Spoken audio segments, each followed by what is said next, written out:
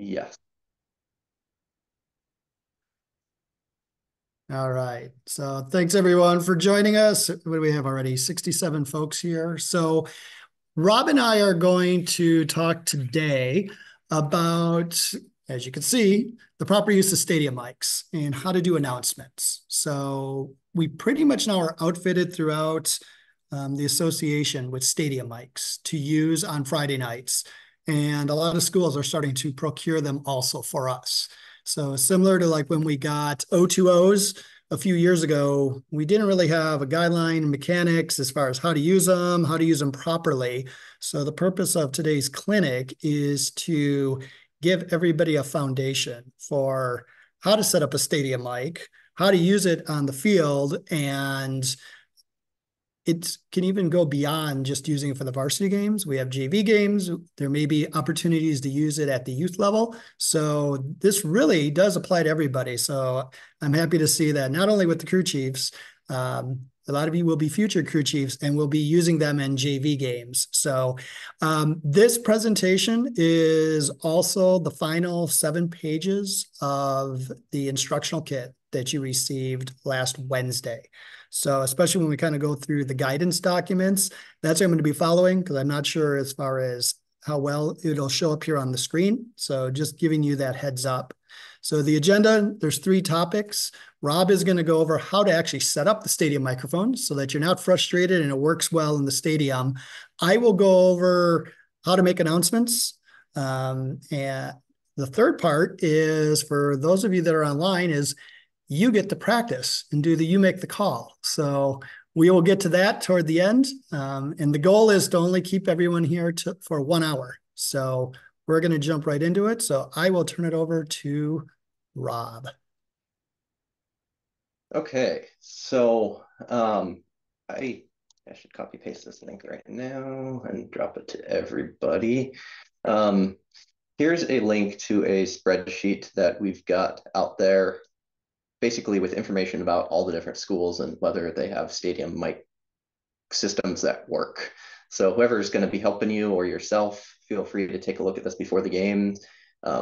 Sometimes we've got some notes on here, particularly like what port's the best to plug into, you know, just anything you can do. And for that matter, this is edible by anybody. So if you go to a school and you learn something about their sound system, or you go to one of the schools we haven't actually vetted out yet, please add notes and let us know so that we're not surprised when we get there, how to get it all set up. So this basically lets you know whether the system works. And as you see, most schools are yes. There's large majority of schools we can do it. The type of connection, most are going to use XLR, and I'll talk about that in a minute. We started tracking late last year whether they have power outlets, and that's going to matter particularly for those who have the association provided systems.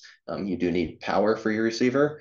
Some of us who've been doing it longer have battery powered ones, and then some notes. And this won't apply to those of you who have the ones from the association, but if you've got the style that some of the rest of us have, there's some additional settings that we can adjust. And just I've been starting to take notes over here about what to set them to be a good starting point.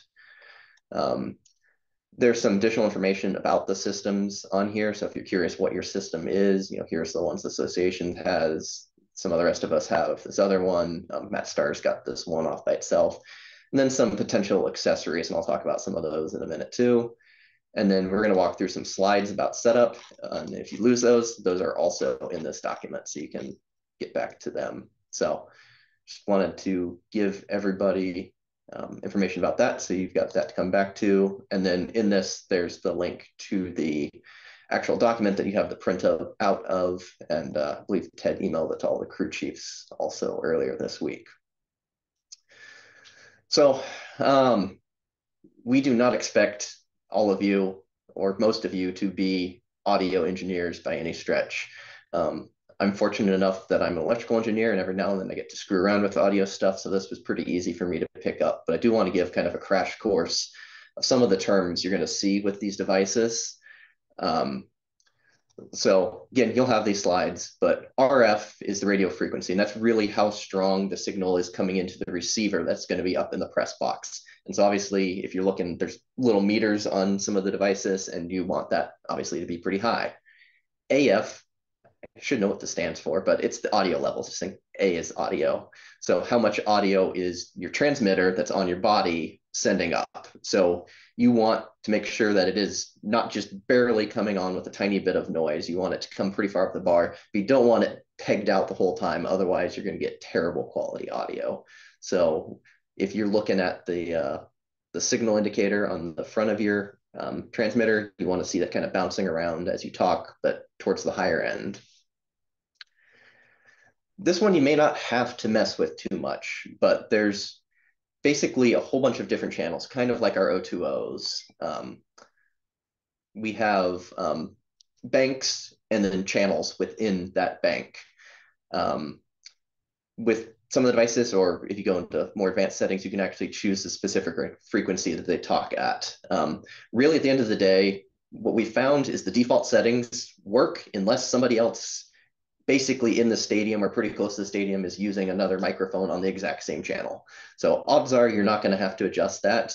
But if you do, there's a setting in your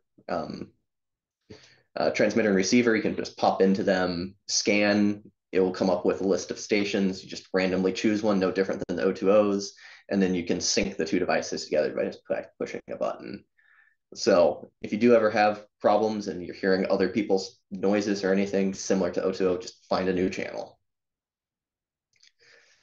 So sensitivity is another one that we're going to mess with, and that really has to do with the mic that's on your body. If it's too low sensitivity, then nobody's going to be able to hear you. If it's too high, it's going to start actually picking up the sound coming out of the speakers onto the stadium. That's when you get that terrible high-pitched screeching sound that nobody likes to hear from a mic. So if you do hear that screeching, that's when you're going to back off the sensitivity. Then finally, the last setting that I think probably most people don't know about is the setting called squelch.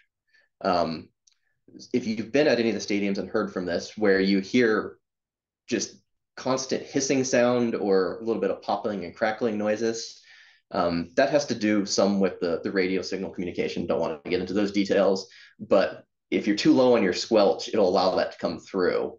So what you want to do is turn the squelch up to block some of that stuff from happening. But if you turn it too high, it's going to try to chop out a whole bunch of noise, and you're not going to be able to hear yourself talking. So what I'll do generally, if I have to turn the squelch up pretty high, which there's been a couple of schools I've had to do that, right before I talk, I'll actually tap on my mic, and it kind of effectively wakes the mic back up. And then as long as you keep talking fairly continuously, it'll allow the speech to go through. If you stop talking for a while, it's going to stop listening to you for a little bit. So a bunch of nitty-gritty details, but those are really the only things that you should be needing to mess around with your actual settings. And I'm going to walk through the two main different devices with a little more detail. So a few things to know. These systems are not waterproof. I thought about this when I was doing a semifinal game last year, and it started downpouring right before we walked on the field. And I'm like, I don't want to get my stadium mic soaked. So luckily I had just a plastic sandwich bag type thing and buried that. But think about that, have something to wrap it in. The microphone should be fine, especially if you wear it under your shirt with the rain, but the actual transmitter itself is not designed to get wet and has some small holes and stuff on it. You don't want to get water into. It will transmit just fine. You can curl the antenna over inside the plastic bag, whatever, it'll still work just fine. But do have a plastic bag. With the actual mic itself, you're going to have some sort of small clip with your mic, if you can see this. Generally, you're going to want to wear it, I think about 10 inches below is what it says, below your chin. But I really just wear it, I don't know, kind of right about the middle of my sternum, and I will wear it clipped to my undershirt so that it's non-obtrusive. You can put it higher, you can put it up on your collar if you want, it'll still work, but kind of optimal position is a little bit lower. All the devices will have a mute switch on top of them. It's just a little toggle switch. So that's how you turn it on and off effectively. I know some folks have bought little adapters to actually have the toggle switch. Those cost quite a bit, but you can get those if you want. I've personally not had any problem with the little switch on top.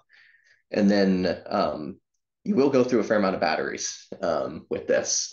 Generally, you can get 2, maybe 3 games out of a new set of batteries. I personally just bought a set of rechargeable batteries, and I just recharge them before every game. It'll do a JV varsity doubleheader just fine. And then I don't have to worry about whether they're going to be dead or not. So hopefully a lot of you already have these in your hands, at least for the referees that are going to be using them. So this is the mic that the association bought several of. I believe at least 10 of them. So it's going to look similar to mine, but a little bit different. Really, this is where your mic plugs in. This little port, make sure to stick it in and screw down. Screw it down tight. If you don't, sometimes you won't get good contact. Again, this little tiny switch is your mute unmute. And then if you flip the cover open, that's where you're going to adjust the sensitivity on your mic. So by default, most of the schools are probably going to be perfectly fine with the sensitivity at -10. If you just really can't hear yourself up in the press box and can't adjust the volume up there, you can adjust your sensitivity up to 0.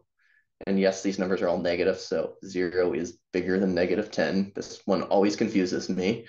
But then if the opposite, again, if you're getting that screeching feedback over the speakers, switch down to -20, and that should hopefully help resolve that. So the nice thing, these ones, very straightforward to use. This is your only setting on your body. It's just messing around with that if they can't hear you or you get terrible screeching noise. Up in the press box, this is what those devices look like. And so this one actually needs power because it is a pretty good size box.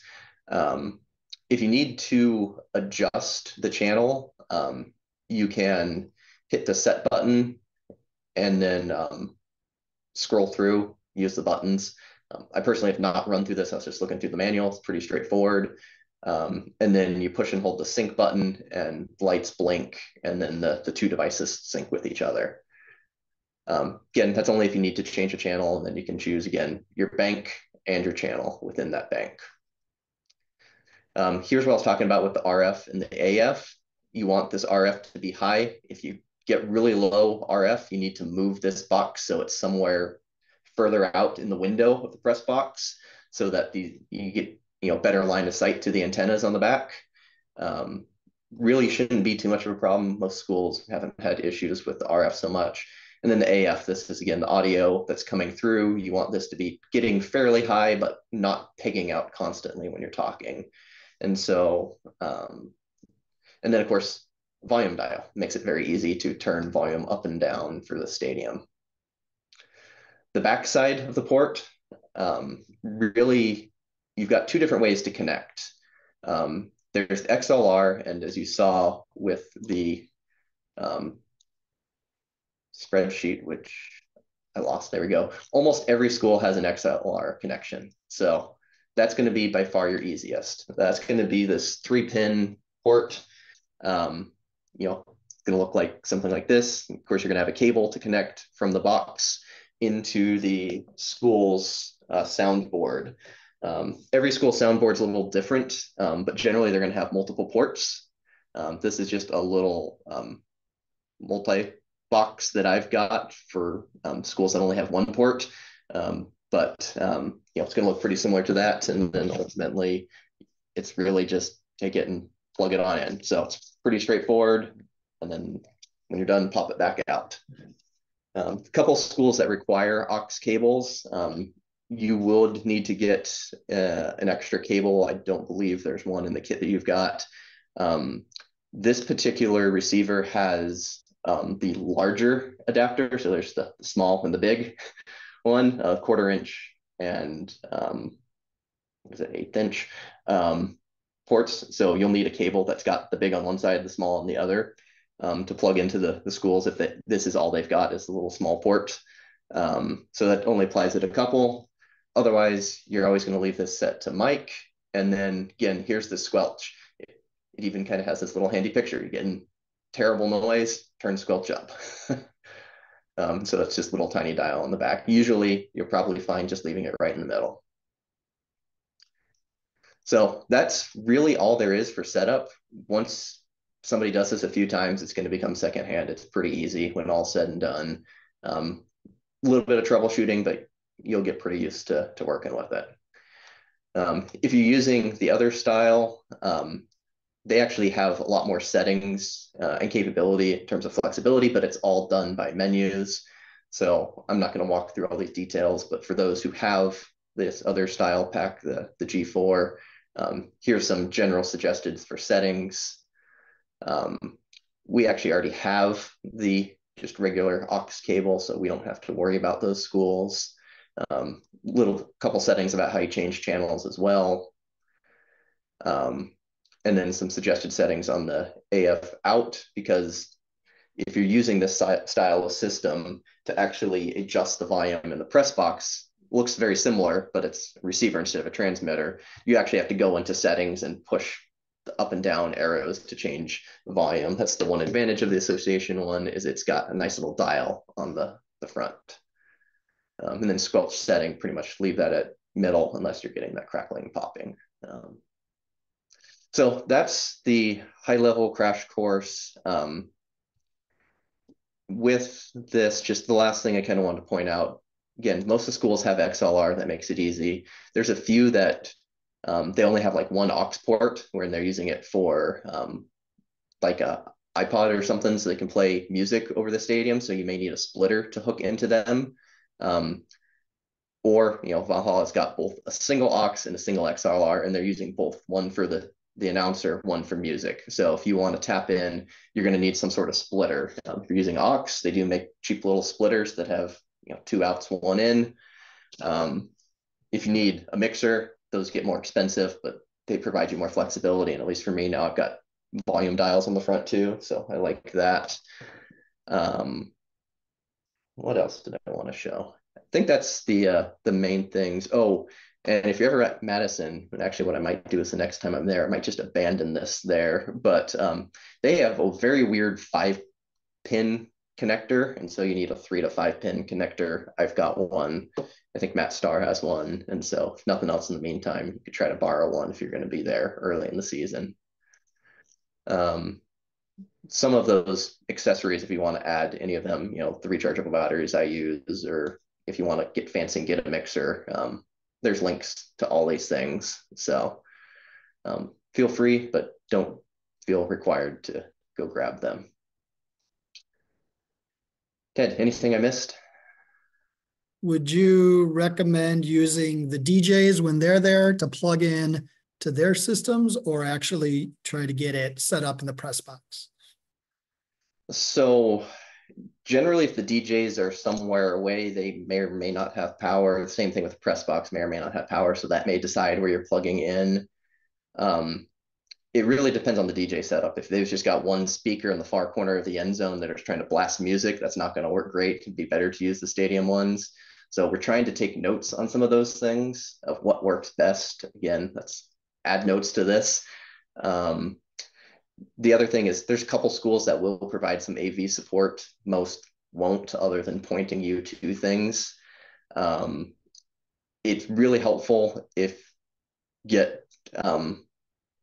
have somewhere in your pregame script. So maybe after the referees talk to the coaches and whoever's up in the press box, maybe your line judge is done talking to the clock operator, get over O2Os and communicate with each other. Make sure you're ready for tests. Make sure, the volume's coming out. Use some of the other guys on the field, because when you're talking, sometimes you can't tell very well what the volume is on different places on the field. So use your other officials that are on the field to let them know if they can hear you well. And just kind of work together as a team and use O2O as an advantage to help us out with that too. Otherwise, the only thing I'd say is if you have a JV varsity doubleheader, get this set up for the JV game so that when you come out for the varsity game, it's already set up and you're not spending all your time up there just trying to do all the AV setup. Yep, and great opportunity for your JV referee. If you're using somebody else on your crew working the JV game, great opportunity for them to use the stadium mic. That's when I first started using it, was during the spring COVID season, when Jace bought the first mic. And I was using that for all the games, and made me want to get one as soon as I became a crew chief next year. Rick, I know you sent the question whether or not that Google Doc is on our website. We will just want to share it within the association because it is editable. So we don't want that out there for everybody in the world to have to go mess around with that.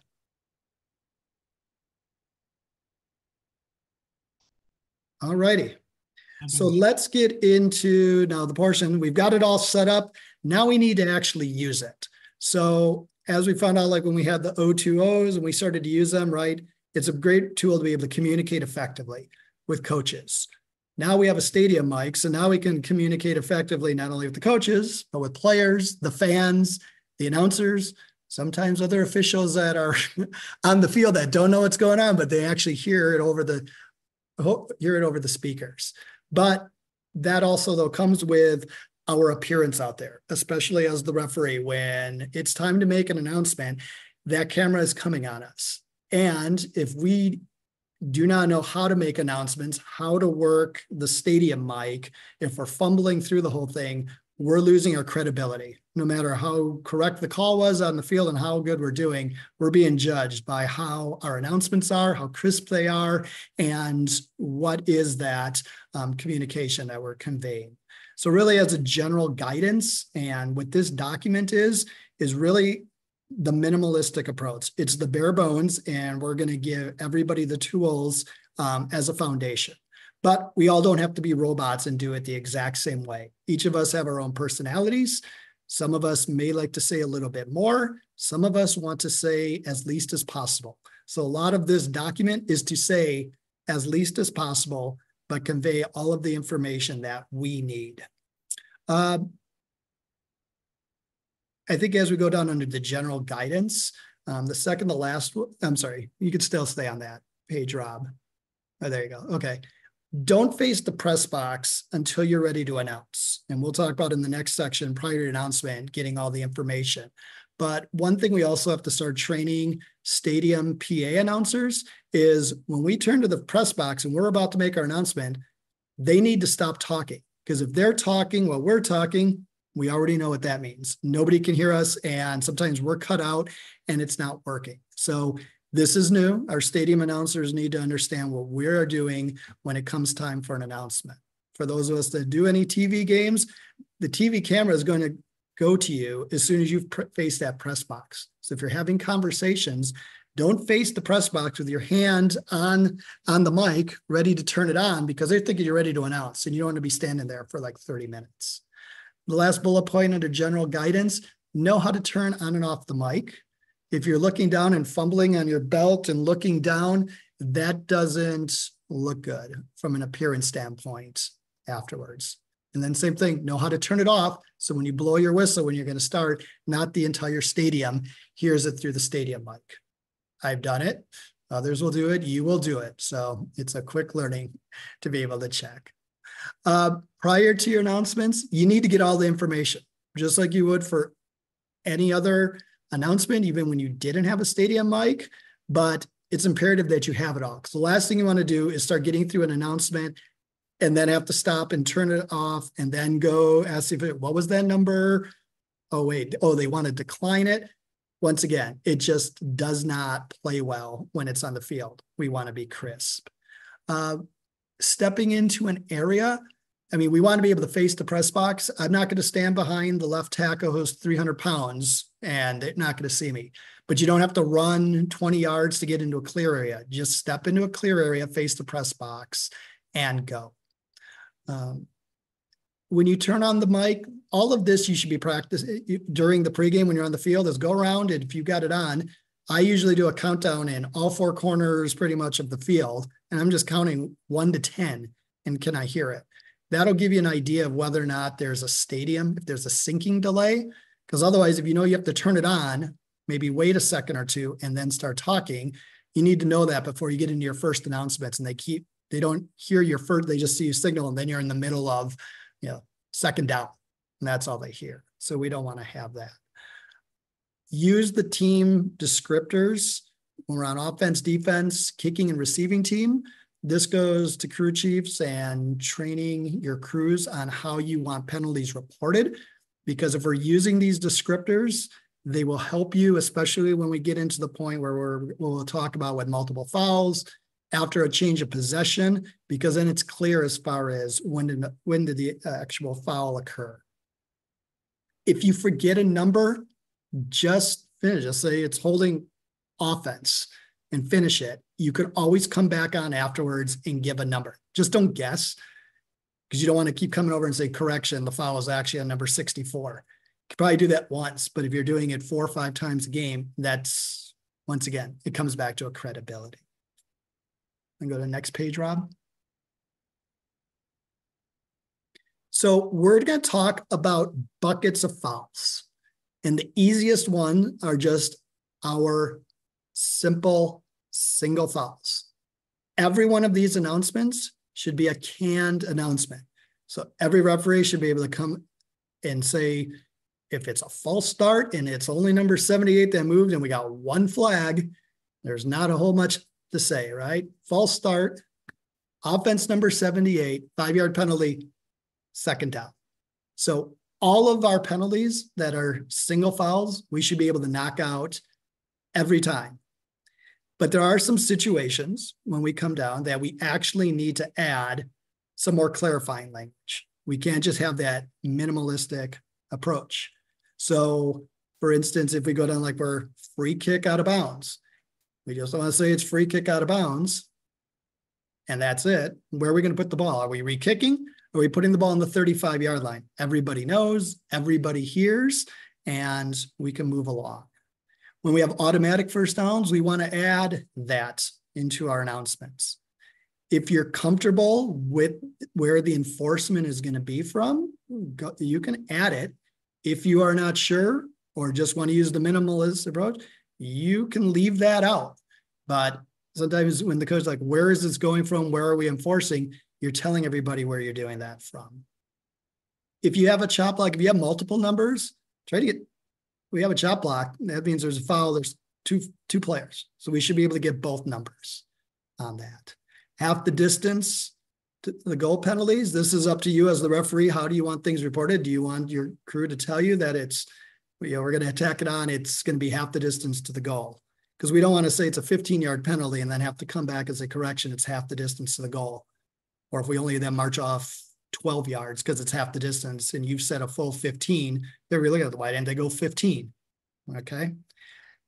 After the play, using that language, so that pretty much means dead ball. So just like as we had maybe up at the top there with the canned announcements where we have an administrative dead ball foul, and it's a false start. We don't have to raise our hands and we don't have to say dead ball. Just turn and go ahead, make the signal and make the announcements. When we have a dead ball personal foul, any dead ball foul, then that's where I will just say after the play and then raise my hand and give the signal, just so it's clear, because we'll have some examples in a little bit where we are going to want to have to say something happened after the play. And then when you got sideline warnings, sideline interferences, I use the team. So it's sideline warning, helix, they're first of the game, or sideline interference.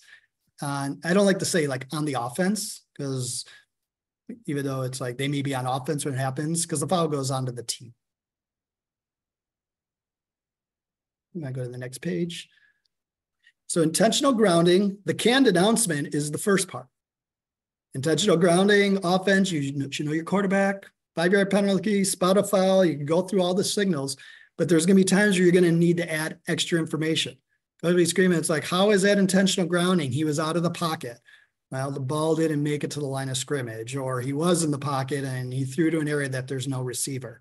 So you may have to put those little prefixes in front of your canned announcement. But if you have already your canned announcement, then all you're doing is doing the one addition on that side. For unsportsmanlike conduct, I just like to put them in buckets, and you don't have to get too specific. It's either an unsportsmanlike conduct for celebration or taunting. You don't have to say it's because he spun the ball or he, it was a choreographed exhibition. Don't have to get into all that. But I do like to say if it's their first of the game, or they're second of the game. So when you say it's their second of the game, they show like, oh, he's done. And we take care of that. Same thing if it's for a head coach, that's the only one on the team bench I'll specify. If it's on the head coach, if it's on an assistant coach or any other non-player, then I'm just going to say it's on the team bench. Issued to Helix bench on that. There's other examples that we have on here, but I would just say then probably going on the last bullet point in the interest of time is this is where we're going to come out of foul. We're under 2 minutes, right? With the timing.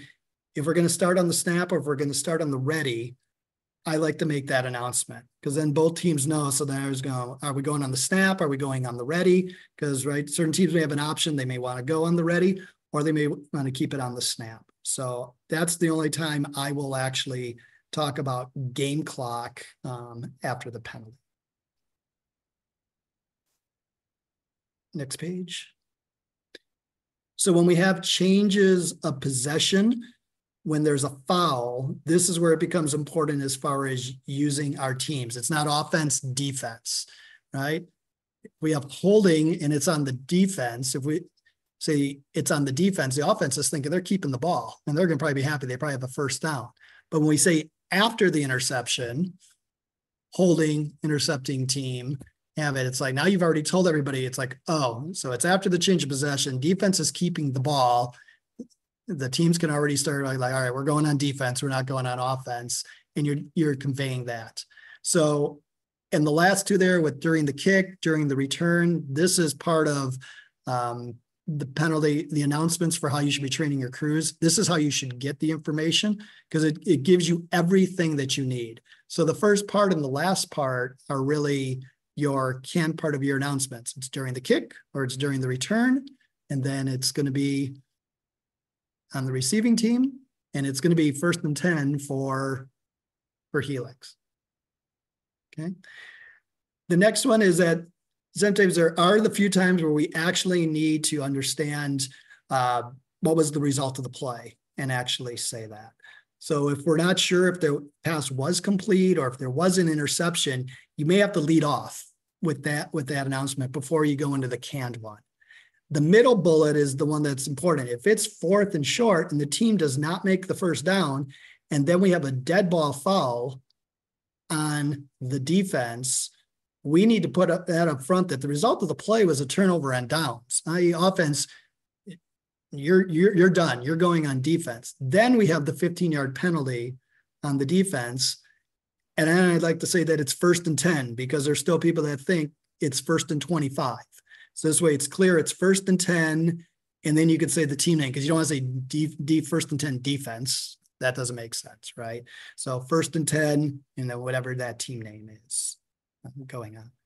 When there's a score involved, do the penalty announcement first and then say the score. If you have the home team and they scored a touchdown, if you start off, the result of the play is a touchdown, and then you started going, everyone's going to cheer, the band starts playing, everybody else, and nobody hears the announcement. So all the focus is on you. So you get all the glory at the end. Do the announcement, and then you can go up with your signal, whether it's touchdown or if it's a safety, and then either the home team is happy or the visiting team isn't.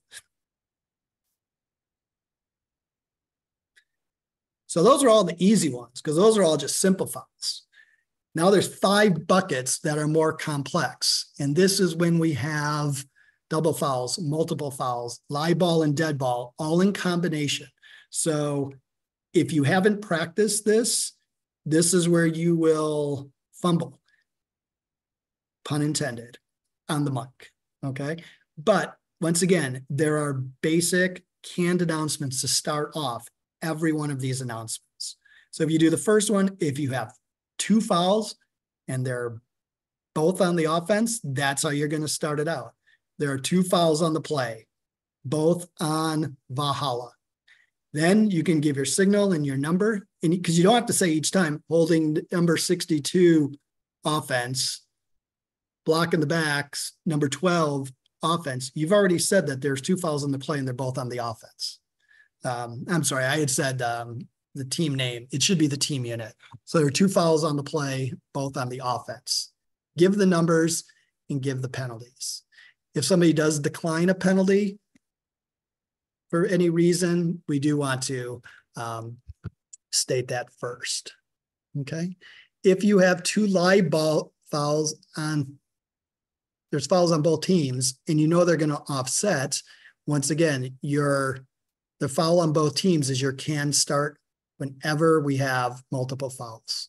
Then you can say who the fouls are on each team, and then you are going to end, your dismount is with those fouls offset, replay the down. So your beginning and your ending are canned. You just fill in whatever the fouls are in the middle part. When you have live ball and dead ball fouls on the same team, you're always going to announce live ball first, dead ball second. So you're still going to start out just as we've said, there are two fouls on the play, both on the offense. Go through, say what the fouls are, and you want to do the live ball first, holding 62 of the offense. Then you're going to say after the play, the personal foul is on number 12, right? So both, and you want to say both penalties are going to be enforced. One, and I don't get into the yardage, like the first one is 10 and the second one is 15. They're both going to be enforced. I guarantee you, if you're probably going back at least 25 yards, the second one's probably going to be a half the distance. So just say that they'll both be enforced and replay the down. And there could be times where maybe, maybe the team wants to, it was a third down play. They want to decline the holding and make it fourth down, but obviously they're going to want to have that dead ball enforced. So there's a little script there for you to go ahead and practice that one too. When we have live ball and dead ball fouls and they're on different teams, then we're still going to always announce the live ball foul first, right? Or fouls by both teams, pass interference, defense. So because we have a live ball, right, that penalty may actually result in a first down. Then after the play, personal foul on the offense, after the 15-yard penalty, it'll be 1st and 10. Okay. And then the last one is when we got multiple dead ball fouls, we get a bunch of skirmishes afterwards. So these are just examples of when the numbers don't add up. You may have 3 on one team, 2 on the other. So these are just examples of how to talk about which ones offset and which ones will actually enforce. So those are all penalties, but we use the microphone for much more than just announcing fouls, because once again, we're trying to communicate to everybody what's going on in the field. And when we talk about facing the press box, that's what we call a postured announcement. But there's sometimes unpostured where all I have to do is pop on a mic and it lets everybody know what just happened on the field, right? Runner goes down, he's clearly down, whistles are blowing, the ball comes out, everyone's starting to go for the ball. There's a fumble. No, we're killing this right now. I just pop on the mic, ruling on the field as the runner was down, 2nd down, right? We're not sure if the ball hit the ground on a pass. You see the back judge come in and he's waving it off, and that everyone thinks they got a catch. No, just come over the mic real quick. Ruling on the field is an incomplete pass, 2nd down. Everybody's heard it, and it tempers anything before it starts getting out of hand. Everybody knows it's an incomplete pass. We're moving on after theirs. There's the 3 bullets there, like if there's a concern or if there's a question. So we've already talked about it. If it's intentional grounding, we have intentional grounding, but maybe we don't have intentional grounding and they're like, why isn't that intentional grounding? So you don't have to face the press box. We can still go ahead. We can administer all of our dead ball mechanics, everyone else. And you can just say there is no foul for intentional grounding. Number 64 was number 80 was in the area. And then everybody hears it and you don't have to go over O2Os. And, coach wants to know who it was. It's like, if we see him, we're going to point to him. It's like, yep, number 80 was in the area. Clock, we have to reset to the timer. So just go through there. I try to use pleasantries, right? You get more with honey than with vinegar. So say please to the game clock operator when he needs to reset it. And thank you, even if it's frustrating and you've asked them 5 times and it takes the 5th time, but still want to kind of keep doing that. Then just think about other situations when you have first touching, the free kick, the onside kick, when the kicking team grabs it, falls on it after 8 yards and they all think they have the ball, right? We already know, or if there's a scrimmage, if we're going to the spot of the first touching or momentum. So you've got to go through these and have these these are all canned, unpostured announcements, just to be able to belt them out real quick. Because once again, it communicates and gets the game flow. Okay. Some of the postured announcements about them, I'll use it for if I'm doing timeouts, if we're going to do a measurement, if there's injuries on the field. Just want to talk real quick. If we're picking up a flag on the field, we just don't wave it off. If we got a microphone, we want to come on and say there is no foul in the play. Second down, at a minimum. If I like to add, there is no foul on the play for pass interference. Second, or there is no foul on the play for holding, right? So, I mean, you can give more if you want, but then make sure that the more you give, then the more comes under the scrutiny with that. Hopefully you won't have to use those last 3 bullet points, but you should bank them in case you actually have to make the inadvertent announcement. People already are unhappy, so don't fumble over the announcement and cause us even more grief. And then the last one, these are avoidances, things that you hear. I look at the first couple bullet points, and to me, those are like the cringy announcements. Like when I hear the word, it's like, it just kind of gives me like shivers. So we don't want to start announcements with we have, we got, there was. And when we have teams, we want to use, once again, offense, defense, kicking, receiving. We don't want to say holding on blue, holding on green. Okay. If you don't have a number, that's fine, but try to get it. But saying kind of like left guard, it's like, well, if you knew it was a left guard, then you probably should already know what the number of the left guard is, especially if you're the R or the umpire, because you've been looking at them all game. So I don't like position. Otherwise, just say it's holding offense if you don't know for sure. Let's use proper nomenclature. We don't have offside in high school. So, right, we have encroachment. We don't have illegal touching. We have first touching. So this is where, you know, you're using the microphone. So some of us do work on different days. So let's make sure we're using the correct language on there. I'm kind of guilty of the 5th bullet point. Sometimes I'll say on the defense, maybe pass interference. I think it's more if I'm getting into like a longer discussion, I seem to use the words on the. So it's something I'm trying to work on as far as getting it out. Once again, we're trying to be efficient with our words for that. I think otherwise, I think the one that talks about prior to the snap, that was something that when I first started, I realized I'm always saying prior to the snap.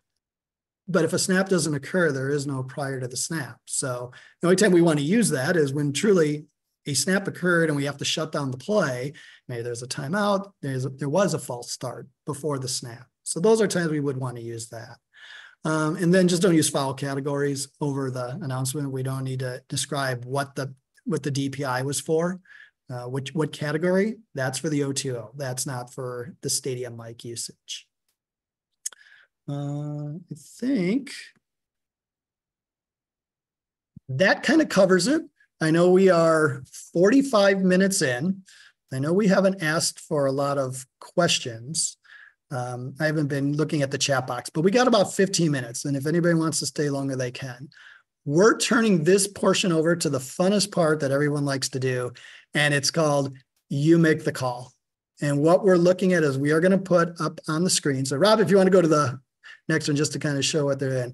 The first ones are going to be canned announcements. We're going to put this up on the screen. You can read it. We will ask for volunteers, and if it's quiet, we will randomly select from crew chiefs and developmental crew chiefs. We want you to turn on your camera and your audio, and we want to hear your announcement and see your signals. And the easy ones are first, and they're only going to get harder later. So it may be worth to volunteer earlier than when we get to the end. So who would like to do applying the principles of the guidance document and go for the first one? I'll take the first one, Ted. See, wise man. Go ahead, Mr. Star. Holding offense, number 55, 10-yard penalty, repeat first down. Yeah.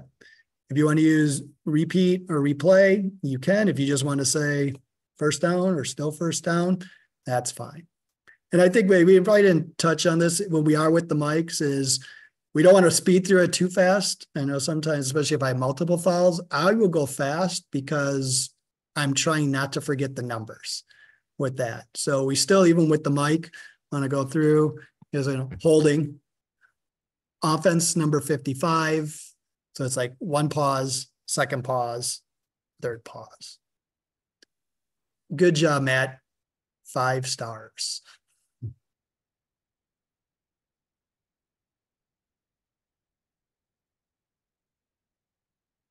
I'll take it for you, Ted. All right, Mr. Gill. Defensive pass interference defense, number 22. 15-yard penalty, first down. Do you have all your information?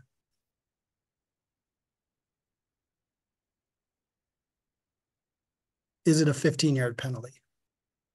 No, half the distance. Yep. All right, do it again. Yep. Pass interference defense, number 22. Half the distance to the goal, first down. No, it's going to be replay second down. We're going to have second one. See how this can be so simple, but yet this is not what we want to have happen in the field. I'm kidding with you, John, but I mean, right, yeah. This is what we're going through. So this is where, all right, so I'm just going to come up and report to you. John, I have pass interference defense number 22. Result of the play is an incomplete pass.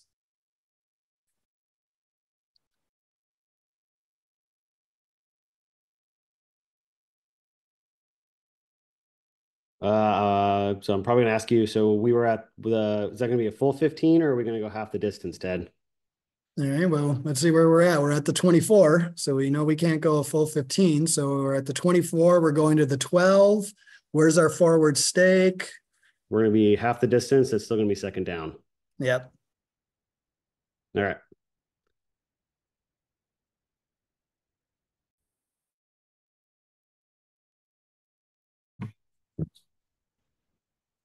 All right, Ted, I'll do this one. All right, Eric.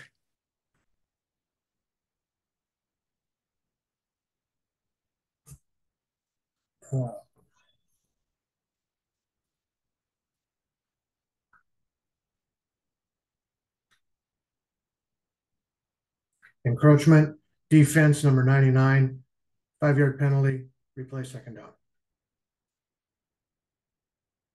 Did we ever play second down? Sorry?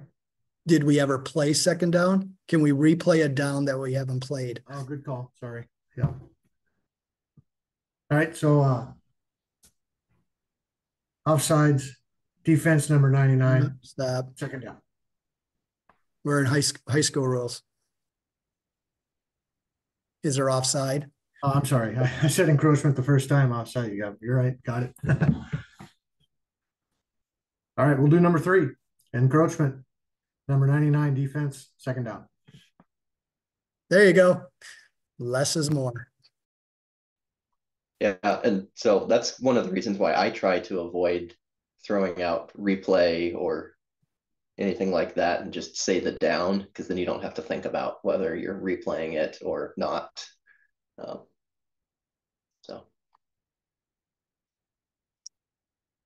So those were the easy ones. Now we're going to get into the common files where we got to add a little extra to it. So. Yeah. Oops. Looks like Covington came off mute.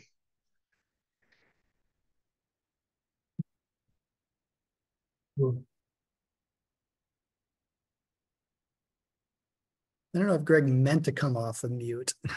I did. I was just I'm reading through this, making sure I'm ready to. So we have a missed field goal from the K40. K1's kick goes out of bounds at the R15. We're going to place the ball at the R20, first down. So FK is free kick.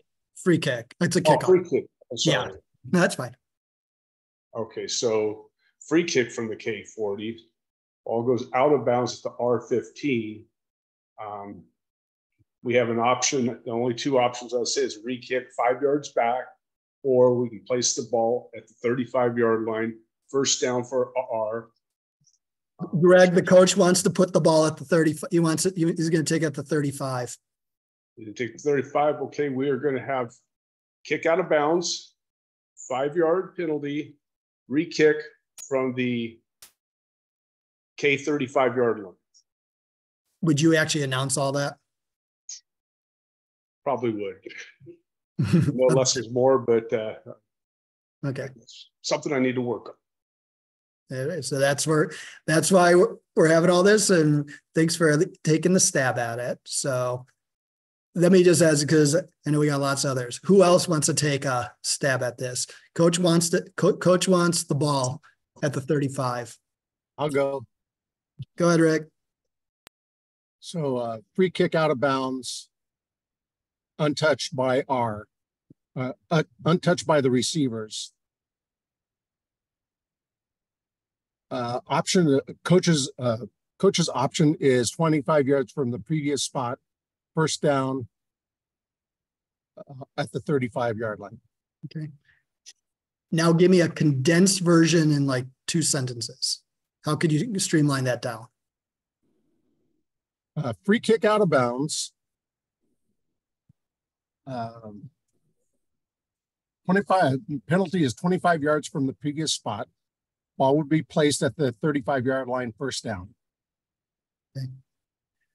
So I don't even talk about the 25 yards, because then people got to do math, right? So where are we going to put the ball? It's at the 35. However, there are, because of this is the 40, we know that this goes to the 35, but a lot of people don't know that if we're kicking from a different yard line, it's a 25-yard penalty. Yeah. And that's where I would just stay wherever ball will be placed at the 50-yard line. Ball will be placed at the 45-yard line. Agree. Yeah. So if you're comfortable, all I say is that it's a lot of words, and that's so we want to make sure what we have. So if you could do the less is more, that's probably going to be more efficient. But if you're comfortable with that and you've been using that, then like I said, by all means, all of us, we're not, like I said, we're not all trying to be robots out here with the same announcement. Can I give what my proposed announcement would be? What would you do, Matt? Free kick out of bounds, kicking team. The ball will be placed on the 35-yard line, first down. Exactly what I did. Hey, Matt, got a quick question for you on that. Are you going to say free kick or are you going to say kickoff? Because most people don't know it is a free kick. I'm probably going to say free kick because that's what the rule is. I get it. That's what it is. That's the play. I understand that. But you say free kick, they're like, what do you mean free kick? Yeah. We are here to educate the masses, because they think they know all the rules, and then they're like, what's a free kick? They will learn. So I would just say that I would give the number because it is on number 1, the kicker. So, all right, next one.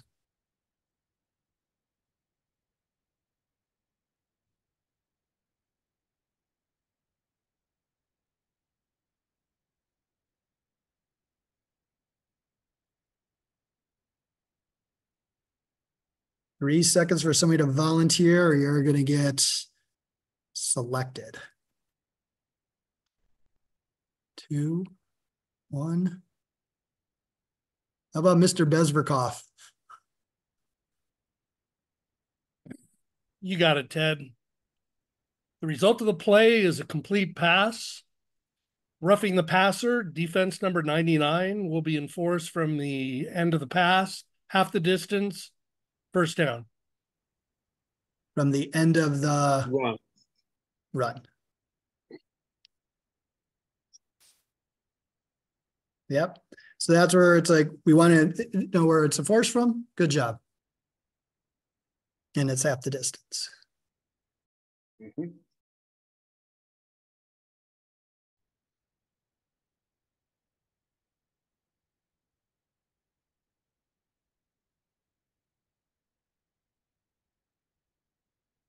Three seconds for a volunteer. And this may be somebody from our development list.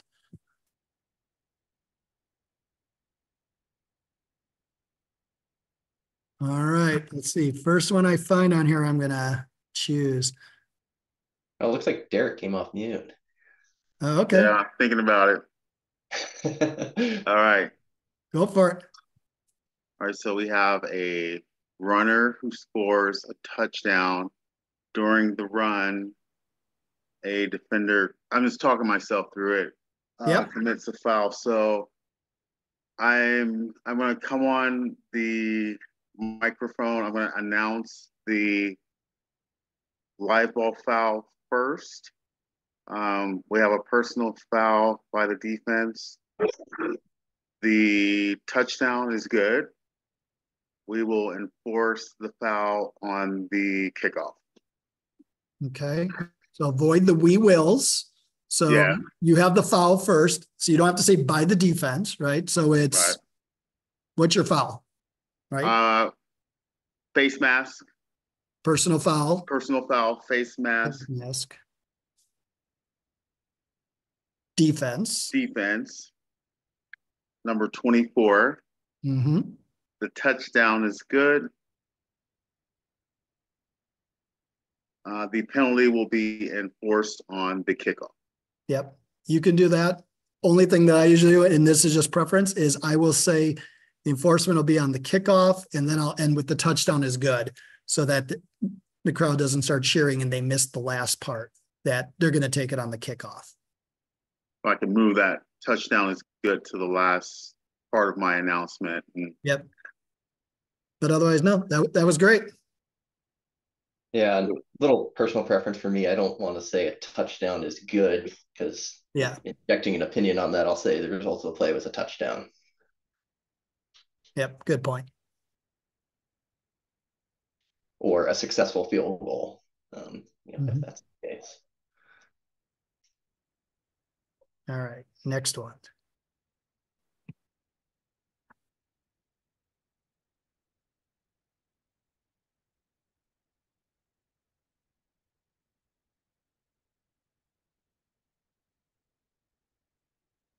Okay. People know what the 3 seconds volunteer, and I'm either going to Backley or to Mr. Collins. So whichever one of you pops on, otherwise you're going to get picked.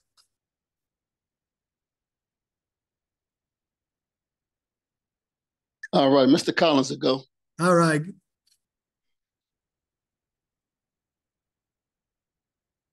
All right, result of the play is an incomplete pass. We got Holden on the offense, number 77. That foul was in the end zone, will result in a safety. Okay. Do we need to know what that the pass is incomplete? Is that important in the announcement? No. No, right. So this one, we don't need the result of the pass or the result of the play in that case. Okay. So Okay. try it again without that. Got it. Okay. Holden on the offense, 77. In the end zone, that will result in a safety. Yeah. So you want to probably say foul occurred in the end zone, right? Which results in a safety by rule as a safety. Yeah. Okay. By rule is a safety. Okay. Foul occurred in the end zone by rule is a safety. Yeah. All right. Let's do it again. Yep. All right. Holden, offense, number 77. That foul occurred in the end zone by rule results in a safety. And then I'll get a safety signal. Yep. Do it at the end. Good job. Bravo. Next. That was really good. Yeah, that was really good. See, Tom's on here. So fighting the referee he had last year. Okay, Robin, since you spoke up, Robin, you're getting the next one.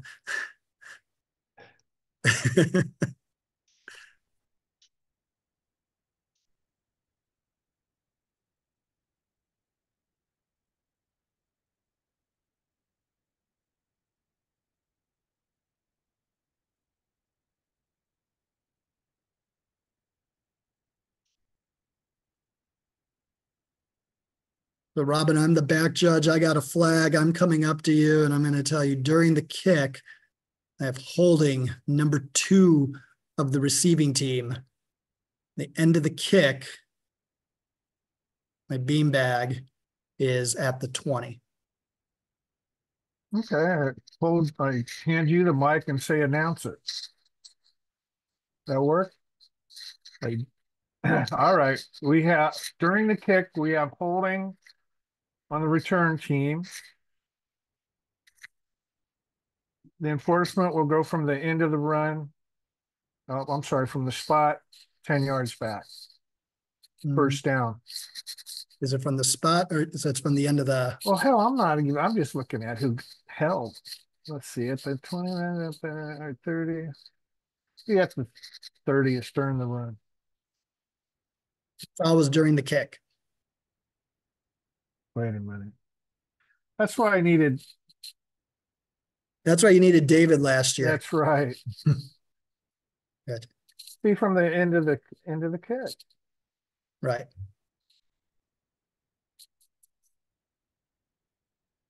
Are you holding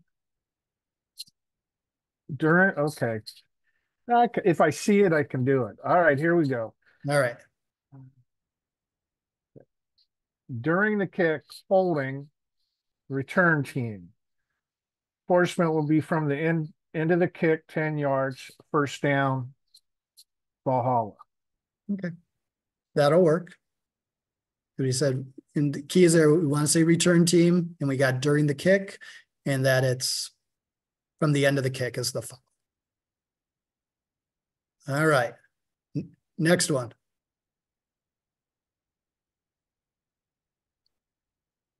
For those of you reading, it's the same play, except now the foul is during the return.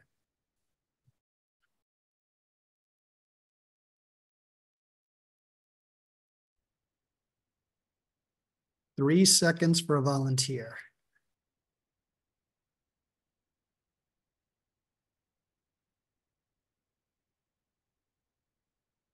All right, who do I find here?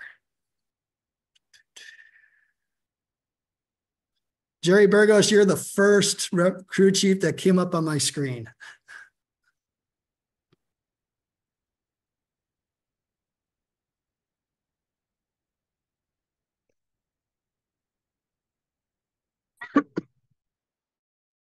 Can't hear you. Still on mute. Ah, okay, there we go. Is that Gotcha. Gotcha. All right. Okay, so fourth down, catch 20 runs out of bounds during the return. Okay. During the return, we've got holding. Stop. Stop. Okay. Get rid of the we got. You started great. Oh, that's right. Okay, okay. During the return. During the return, holding the return team.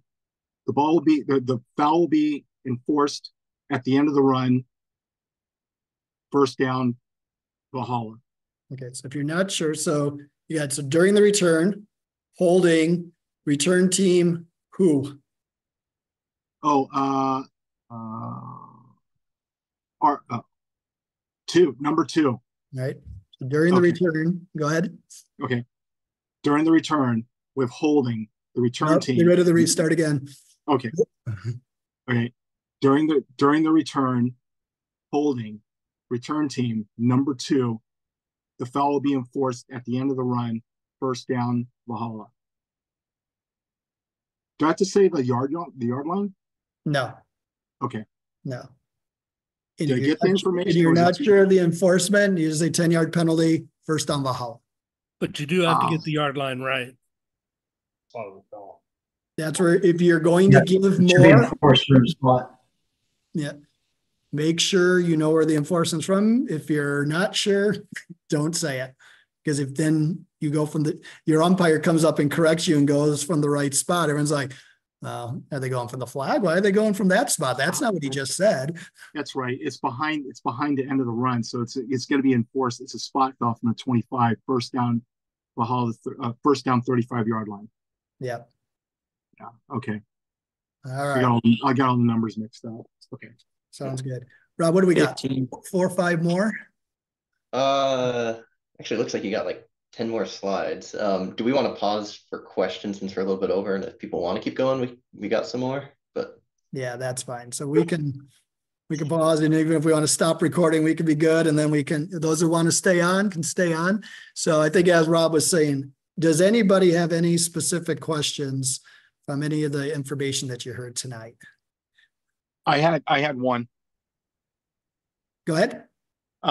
You mentioned if there's a wave off of a flag, we're not actually waving the flag off anymore. We're just announcing there is no flag on the play. Yeah, I don't pick it up because we got the announcer, because you already are reaching out. You're just talking. Yeah, I don't pull it out and wave it. I just say there's no foul on the play, and for whatever reason, and what the next down is. Finish strong, second down. Okay. And the stadium microphone list that was emailed, is that going to be on the website as it updates? No, you will have a link in your own emails. We don't want to put any of those Google Docs out on our website. Everybody in the world could update it. So you'll get a copy. Apparently the association will get probably an email with what those links are, because whoever your IT person or AV person is on your crew, because you may not be the one setting it up. Correct. Whoever the most tech savvy person is, they will go up and do that. So you'll want to, that's why we'll probably share it with the association. That way all the information is there, and we're asking everybody to keep it updated. So the next crew that goes in has all the information they need. Okay, got it. Thank you. And yeah, and you said that sheet had some of the model numbers on there that we've utilized?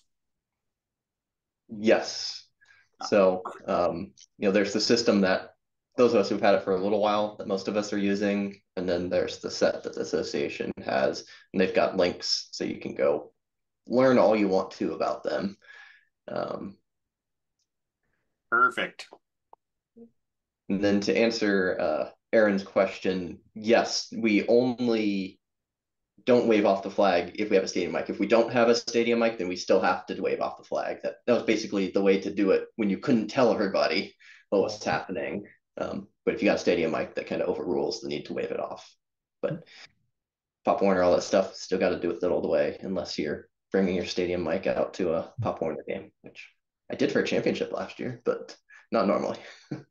Hey guys, if you have mics, I seriously recommend taking it out on a Saturday. I think that's what helped me on Friday nights, is if you practice every Saturday or even on Thursdays, the more practice you get on Friday night, when you get that multiple foul and multiple numbers, you're going to feel so much at ease and be able to work through it faster and quicker than if you're only using it Friday night. You're only going to use it 11 times this year.